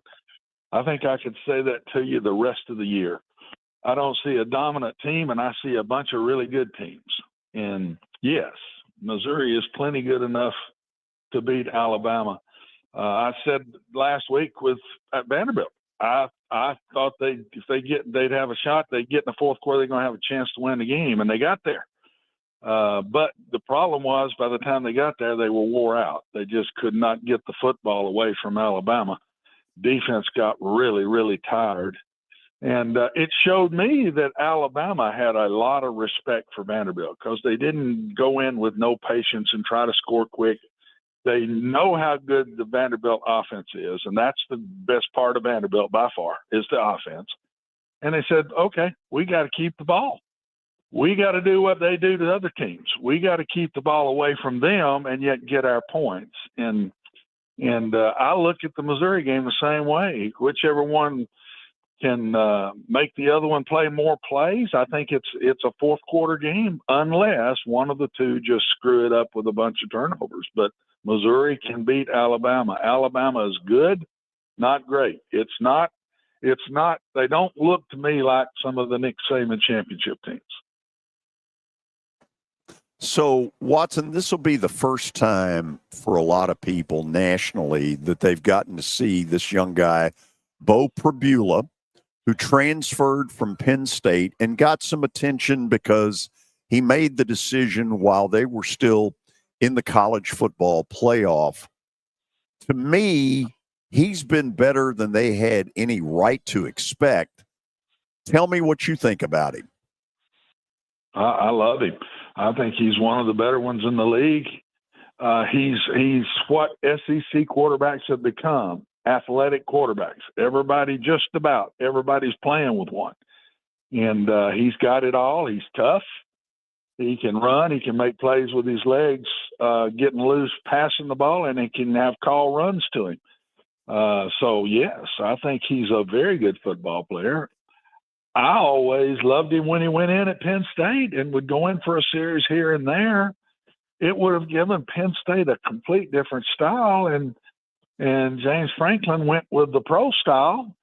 And I think you better be really good everywhere if you're playing with a pro style quarterback in today's game, George. It's hard to protect them back there, and when you don't have the feet to use them, even though the guy now at Penn State is using his legs a little more as time's gone on here. But I just don't think you can win in college football without a guy that can make plays with his feet and make plays with his arm, and yet is a competitively tough, smart guy that the rest of the players cling to. The quarterback has become the pitcher in baseball. I mean, you've got to have one, and he's got to also be your leader, in my personal opinion. Watson, if the season ended at this moment, would Ty Simpson be the SEC's most valuable player? If it played out and they won the rest of them, it'd be hands down. I think there's so many good quarterbacks, George. I think the quarterback's going to be the SEC Player of the Year, and it'll be a quarterback. Will be the one that wins the championship, or at least is playing in the championship against somebody else. That's what I think it's going to be, because there's so many good ones. There are really a lot of good quarterbacks this year in this league. And like I say, you got to keep them healthy. That's going to be the key. Whoever wins this championship is going to be a healthy team when they get to that championship game, and they're going to have that same quarterback that's playing now. I think that's what's wrong with LSU. I do not think their quarterback's healthy. He does not look like the same guy. And I don't know what he might have, but something. And maybe he got to heal a little bit with a week off. I don't know. But that's why LSU's fallen off. If he was healthy playing like last year, I think they'd still be undefeated right now. Interesting that both LSU and Vanderbilt have an open date before they play here a week from now in Nashville. No, LSU had one last week. You're right. LSU plays South Carolina. What am I thinking here? Yeah, they play home South Carolina. They had the open date last week, and that's why I'm interested to see Garrett play this week and see if he's better. Because I'm telling you, you don't fall off like he's fallen off, George, if there's not something physically wrong. Okay, let me get some thoughts from you on Penn State and James Franklin. And there's been a lot said over the last week. To me, it just feels like it's that we've reached a point there where, barring a miracle, James can't do enough to satisfy the fan base. He knows what's being yapped. He's not stupid. Do you see him on his own getting out at the end of the year? Yes, that would be my prediction. I don't think that he's just going behind all these players and all that. It's not the job. I don't think that. But if something is there and somebody approaches him in some way, or his agent in some way, yes. I'm not sure that it isn't good for him and Penn State. And he'll get plenty of really good opportunities. But I think, honestly, George, he's the epitome of what you better start watching. Because as everybody now is getting a lot more equal, I've said it, the teams now that got money that hadn't had that tradition, all of a sudden now are up playing with the dudes that have the tradition. And money has created that. The Indianas of the world, the Dukes of the world, the Georgia Techs, Miami. Now, they've had tradition. But I can go on and on. Texas Tech, for gosh sakes. Vanderbilt. There's a bunch of them. There's a bunch of them out there, and what it's going to create is these old schools that have been losing 1 and 2 games are now going to lose 3 and 4 games. And when you start doing that, who's the first guy to get in trouble? the coach. So I think you're going to see more and more of this as time goes on. He's probably the first one of the big names that's really fighting it a little bit now, and I just think it's the start. These coaches are getting paid, so I don't feel sorry for them. But it's going to be a different world. It's going to be a different world when the SEC next year goes to 9 games. There ain't going to be a bunch of 11-1 sitting out there in the SEC. Oh, you got that right. Okay, speaking of a coach that needs a win, there's Lincoln Riley out at Southern Cal, and by most all observations, it's been underwhelming. This feels like a shot for him to sort of say, don't count me out yet. They play Michigan tomorrow night in the Coliseum. Is USC good enough to pull this off? Yeah, absolutely. I don't think there's a huge difference in a lot of the teams in the Big Ten either. I think it's very similar this year to the SEC. I don't see a great team. Ohio State's still proving it in wins, but I'm not sure that they're like they've been. I'm just not sure they are. So yes, absolutely, Southern Cal can, and I think Lincoln's down in his heart. He knows it's time. We need a big win. It's a little bit like Franklin. I mean, they're hanging around him too. And yes, sirree, he needs this one in the worst way. I think he goes really up for a little bit, or really down. If he loses this one, look out. Watson, George and I had this conversation the other day, and I want to get your opinion on it. The gap is already widened, especially with NIL and transfer portal. All these players are wanting to go play for the big boys in the SEC and the Big Ten, and that has even widened the gap between them and the ACC and the Big 12. And then you have the group of 5 that's all the way down here. I have proposed this idea that we have a separate group of 5 playoff, because I think that the idea that a group of 5 team like a Boise State, like a USF, a North Texas, whoever, Tulane, I think it is crazy that they live in this world that they think that they're going to compete for the same trophy that an Alabama or an Ohio State or an Oregon is going to compete for. What would you say to having a separate group of 5 playoff? 100% agree. As George knows, I said it as soon as NIL came into play. I said, look out. The separation is fixing to really be a big piece. And what the group of 5s need to do, and I was a group of 5 for AD and a group of 5 and coach, and they need their own championship. It'll be more money than they're getting now, a good bit more money than they're getting now. They're not going to get near the money that the Power Fours are getting, but at the same time, it's going to be more money and more prestige. As long as they're putting one of those in the playoffs, I'm not sure they'll ever go to it, because they think they could be that one this year. But it's also like, to me, when you're in basketball and you win your conference and in one of the lower level conferences, and you get to go to the NC2A, but you're kind of out and one and done. So that's the best thing for them to do. I just don't know. It's going to happen, in my opinion. I just don't know how quickly it's going to happen. And the reason I bring this up is, when I was coming out of high school, I went on visits to the MTSUs of the world, the Western Kentuckys, and every time I would go on one of these visits, the coaches would always tell me, we're here to compete for championships. And I would always think in the back of my mind, and this was 2018, 2019, this was pre-NIL, and I think in the back of my mind, well, what championship are you referring to? Are you referring to making the Bahamas Bowl or maybe the Pop-Tarts Bowl? If you're thinking national championship, I just don't see a world in which that is feasible. But if we were to create a separate group of 5 playoff and give these teams an opportunity to, and you mentioned the revenue aspect of it. Yeah, it may not be as much as the 12-team playoff, but any little bit that these teams can get to help their program and get an edge would help. 100% agree again. And I was in that and talking to my team with goals and whatever, and the championship you competing for was your conference championship. And then getting to go to one of the better of the mid-level bowls by winning your conference championship. Back when I was in Conference USA at UAB, we got to go to At the end, you could go to the Liberty Bowl if you won that championship some. So you're dead right. That's what's going to happen. They're already now not getting near those top level players. There's already a big gap. You can watch them play now.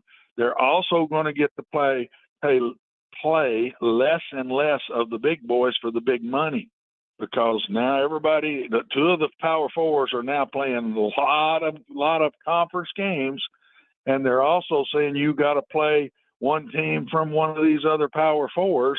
So what does that leave now? Instead of 4 non-conference games, you basically got 2 bye games.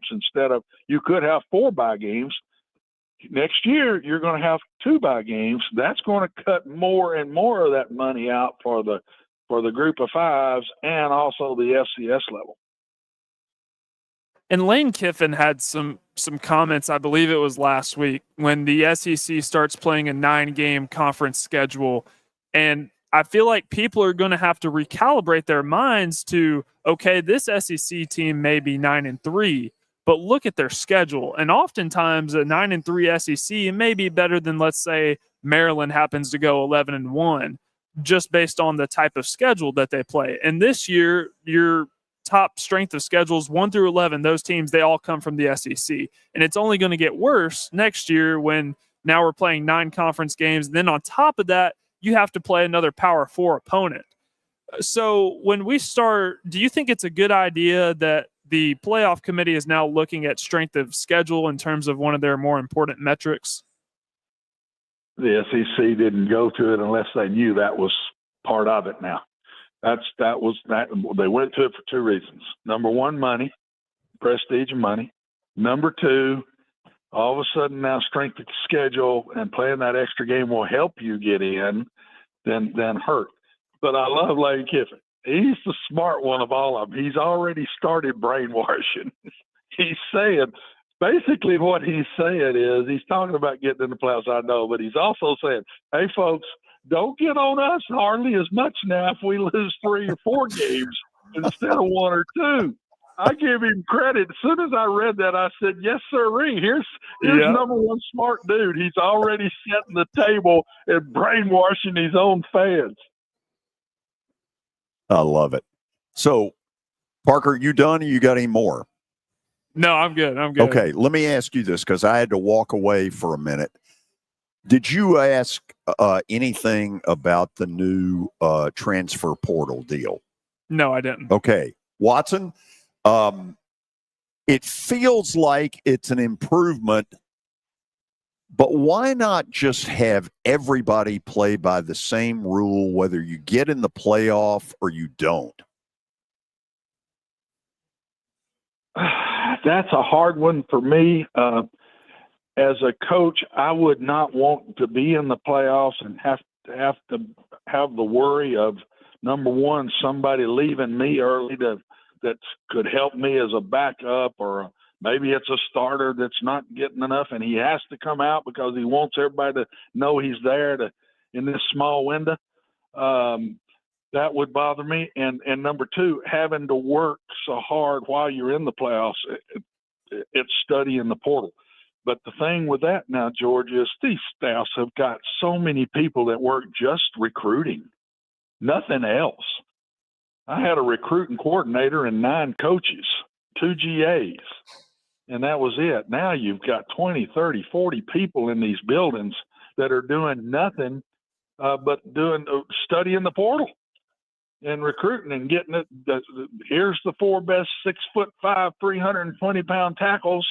I like these 5 the best. We'll take this to the offensive line coach, the offensive coordinator, and the head coach, and let them take a quick look. So it's not near as much on the coaches as it used to be.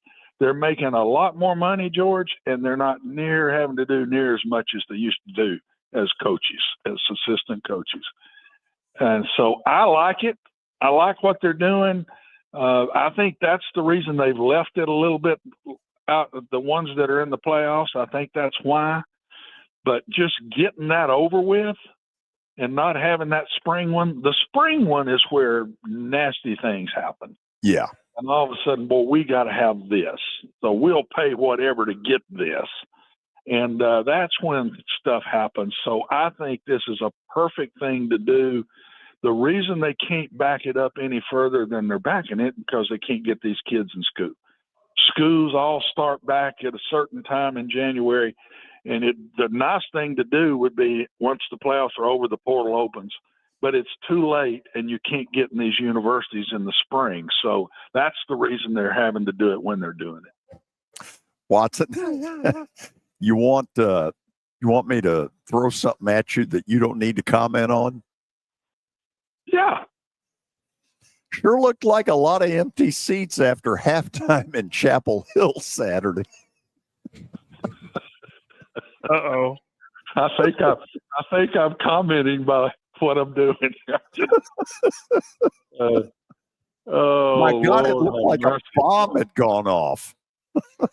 What a mess, George. What a mess. Come on, ADs. Come on, ADs. Pick somebody that fits your university, man. Don't take a name just because it's a name. Don't take the hot guy that won 10 games and whatever. Pick a guy that fits your university. And that's an AD saying that. So I'm not some football coach that don't know beans about being an AD. I'm just saying, come on, ADs, let's do a better job of picking the right guy for our university. Well, here's a good way to end this interview. You ready? Yeah. Old Mac Brown never looked so good, did he? Old Mac Brown's playing golf every day. And I promise you the stress and anxiety he has learned is a wee bit different when you get out. I promise you. When I got out, I looked back and said, dang, why didn't I do this 4 years ago? I told you that when I first got out. Right. I said, why didn't I do this 4 years ago? And so my brother is sitting back playing golf, and he ain't got a worry in the world right now. Good for him. Watson, thank you for doing this. I just couldn't help myself at the end. Oh, I don't blame you. If I'd have been sitting there with you, I'd have nagged it on too. So. Oh, yeah. Listen, thank you. It's a good 3 TV Saturday, and I know you'll have them ready and revved up. Yeah, I'm getting better about it. I'm working. Yeah. I've gotten 2, so now I'm not sure how I'm going to get 3, but I'll figure it out. Talk to you soon. It's always an honor. Thank you, George. Oh, it's an honor on this end. He is terrific. Love hearing his insights, which are clearly up there at the top of the charts based on 46 years of coaching and also a few years of being an athletic director as well. We'll go to the break, and then when we come back, I'm going to kind of lead you through what I'm seeing for the weekend, because I've got 7 plays, 5 of which are on the college football front. So stick around. We got a lot more coming. This is the George Plaster Show. When I got my first car, my dad told me, keep the gas tank full and my number on speed dial. Now parents are telling their kids, save 615-242-9000 just in case. I'm Blair Durham. If you or someone you love is in a wreck, call us. We're here to get you the money you deserve. Sports and Social in Green Hills Mall is the new home for our Football Night in Nashville promotion. Their food is terrific. Their TV setup looks like a racing sports book in Vegas. And if you're a sports fan, you can't beat it. Starting September the 4th, we'll broadcast from Sports and Social every Thursday night. There's Pop-A-Shot, great football, and the chance to win a beautiful Mikey's Motors golf cart. See you at Sports and Social in Green Hills Mall. As the trusted premier custom home builder in Middle Tennessee, Donnelly Timmons has over 20 years of experience in the industry. Whether you're looking to build your dream home or renovate your current home, their team will ensure that every client and every remodel is unique, luxurious, and completed on time within budget. Founders Dustin Timmons and Joey Donnelly have over 25 years of construction experience in the Nashville area.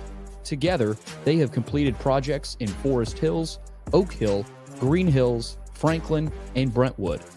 Dustin and Joey believe that communication is the most important aspect of all construction projects. Therefore, they personally manage each project themselves and are involved in job site activities on a daily basis. Their commitment to quality and integrity has earned them an outstanding reputation among their clients. Contact them to set an appointment for a free consultation or to view some of their completed projects. Give them a call at 615-456-7983 or log on to DonnellyTimmons.com. Convenience and value, two words that we expect when we do business. Our goal at JHA Company is to deliver just that, both to our school partners and to our customers. Whether you're purchasing photos, yearbooks, class jewelry, letter jackets, school spirit wear, or senior graduation products, we strive to make the experience easy, convenient, and cost-effective. Find out more at jhacompany.com or call 615-867-6345 for more information. JHA, one source, one company. I just want to make you happy. The Rich Eisen Show from noon to 3 Eastern on ESPN Radio, ESPN Plus, and on Disney Plus. It's the George Plaster Show. Your sports live here on 94.9 The Fan.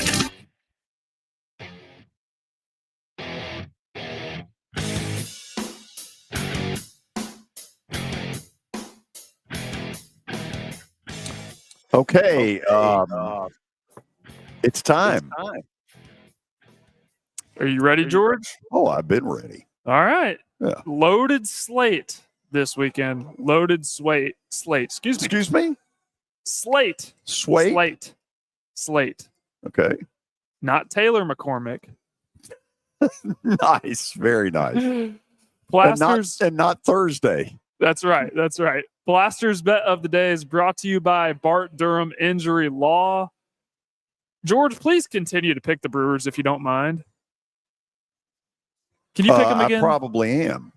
Good. I actually feel more comfortable difference. if you pick the Brewers. It's in Milwaukee, and you're not going to like the ending.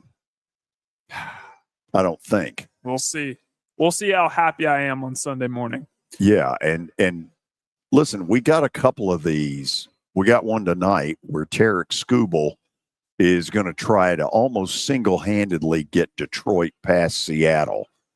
That's going to be a terrific game. These games are very tense. As you look at where I'm going this weekend, you're probably saying he has lost his marbles. So here goes. Virtually nobody is taking Illinois plus the points. Illinois is at home. That's number one. Number two, until Indiana showed up in their life, Illinois was a pretty good football team. It feels to me like they've been gearing up for this epic matchup with the number one team in the country. I don't think they can win, but I'm going to take a gut shot that Illinois is good enough to play this thing really close and show you that Ohio State is human and Ohio State might be beatable. Beatable? Beatable. Okay. In other words, not just going to romp through to another national title without some possible issues. Right. I don't think there are any elite teams in college football this year. I think they're all pretty good to pretty great, I'd say. What is your concern level that Illinois could beat Ohio State? I don't know that I deep down believe Illinois beats them, but Luke Altmaier's a pretty good quarterback.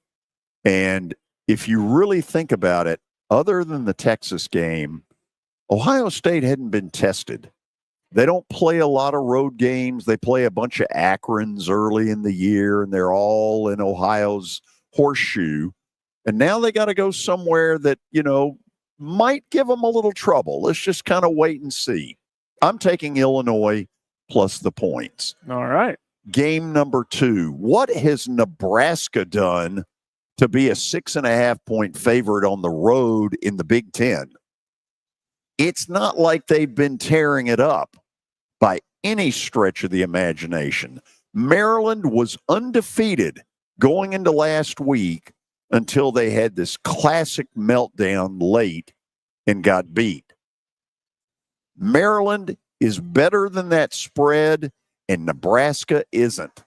I'm taking the Terps. I think Kelly had a fabulous pick yesterday when he took them. I agree. And it's hard to give Nebraska the benefit of the doubt when they're kind of a media darling. I do think Nebraska wins this game, but their history has not been great the last few years in one-possession games. So if Maryland can make it that way, I'd be concerned for Nebraska. Even more than that, I don't think Matt Rule has had the turnaround there that they hoped he would. He had a chance at a signature win a couple of weeks ago and didn't get it against Michigan, which now leads me to the third play. I am taking USC. This is Lincoln Riley's chance to prove to the country that USC made the right decision in bringing him out west. So far, it hadn't been all that good. Here's a chance for him to say, I can play with the big boys and I can beat them. Southern Cal's at home. Michigan, to me, is kind of spotty offensively. Yeah, they're pretty good on defense. But I think USC's going to win this game. And I'm taking them. They're the favorite. Some people wonder why, but I'm going to take them. USC, fight on. The fourth game. Nobody's beating Oregon at their place. The Ducks at home are really good. Don't get me wrong. Indiana's really good too. Are they to that level of good? I don't think so. I'm taking Oregon and giving up the touchdown against a very good Indiana team. The fifth one involves Oklahoma. Whether John Mateer plays or not, what I saw a week ago in the Texas game down in Florida should be really concerning. Florida beat the hell out of Texas. And where they really whipped them was at the line of scrimmage. That I think is Oklahoma's strength. I think you'll see them get all over Arch Manning. And for all the criticism of that young guy, what I saw a week ago was not his fault. He didn't have a chance. George, and he's getting way too much blame. Has he been great? Not by any means. But his offensive line can't protect. And Texas is supposed to be really good at running the football. They can't run the football if their offensive line's not going to block. So there's only so much that Arch can do, but he has not been great. It feels to me a little bit like that it's almost a referendum against the Manning family, who's been so perfect, starting with the dad, Archie Manning, and then Peyton, who's in 40 million commercials, and now Eli, who's starting to get in some commercials. And it feels like they're taking it out on the kid because they can't get at Archie, they can't get at Peyton, they can't get at Eli. Their careers are over. I would say you're right, because it seems like they've built Arch up to be this first overall draft pick, Heisman Trophy favorite. Arch has placed none of those expectations on himself. So why are we to label him a bust if he's only 7 games? He's only played in 7 games dating back to last year. Yeah, I don't think this story is over yet. I don't either. But it may not be this year because I'm not sure that Texas is any good. Maybe not. And if certainly they lose not what they were preseason rated. Yeah, as the number 1 team. And there's a chance. I mean, if they lose this game, they'll have 3 losses before Halloween. Yeah. Hard to believe. Okay, on to the pros. We got a Sunday night game that is an absolute knockdown dragout. Detroit on the road against a Kansas City team that is scuffling. Think about it. In years gone by, even when KC struggled, if they needed a stop on the way to a championship, they got it. Well, you know what? Monday night, they needed a stop in the final sequence against the Jags. What do? They kicked the ball out of bounds to give Jacksonville 1st and 10 at the 40, and then Jacksonville just proceeded to shred them. There was never really any doubt, if you watched it, that Jacksonville was going to score. This feels a little bit different on the Kansas City front and not as good as it needs to. On the flip side, Detroit right now is playing as good as any team in the National Football League. It started in Baltimore on that Monday night before we realized how bad the Ravens' defense was. And since then, Detroit's been on a roll. Maybe they don't win, but I'm willing to believe they're going to, because right now they feel like the better team.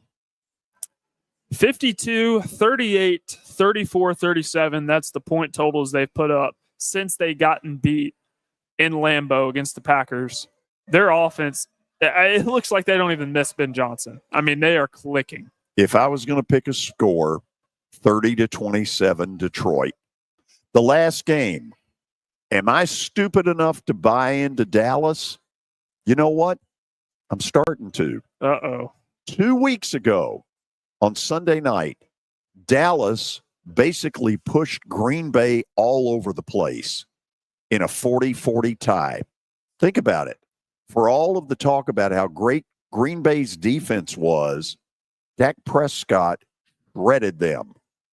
So then they go on the road in a game they ought to win at JETS, and they pummeled the Jets. Don't let that final score fool you, because at one point it was 30-3 Dallas. They totally dominated. Now they go to Carolina, which has been a little bit of a giant killer. They took down Miami a week ago. I don't think they're going to take down Dallas. I don't think they're going to take down Dak Prescott. And I'm going, as much as I hate to admit it, with Jerry Jones and the Cowboys -3 on the road. Dak Prescott is playing at an MVP level, is he not? He sure feels like he is. I mean, you take him out of the offense and the injuries they've had to their wide receivers with CeeDee Lamb missing some time. The Cowboys are nowhere close to competing without Dak Prescott right now. I am amazed that with CeeDee Lamb out, that the last 2-3 weeks, the Dallas's offense has performed at this high a level. They've been really good.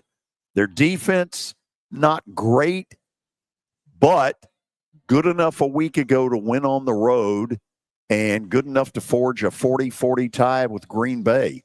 Something's going on in Dallas that may be better. I'm starting to think it's Brian Schottenheimer.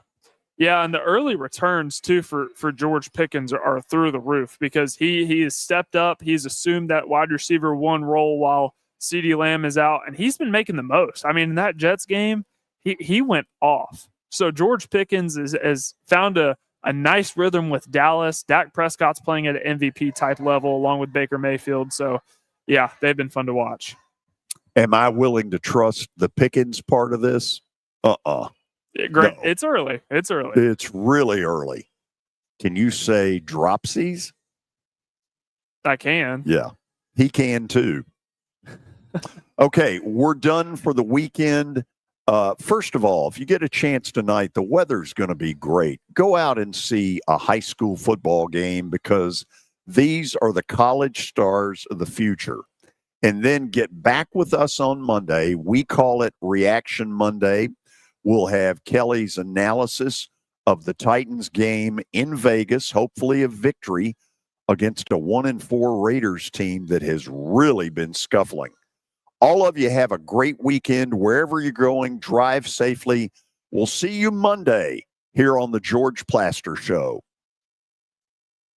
Now, here's your latest Fox 17 Code Red weather report. I'm Fox 17 Code Red meteorologist Greg Bobus. A great Friday on tap for us here. High temperatures in the mid to upper 70s and a partly cloudy afternoon. This evening, we'll keep things fall-like. We'll fall into the 60s after sunset and waking up tomorrow morning in the low 50s. Your sports live here on the Game Nashville Sports Network. Family Leisure invites you to relax at home this fall with all our indoor products on sale now. Family Leisure has theater seating, massage chairs, pool tables, shuffleboard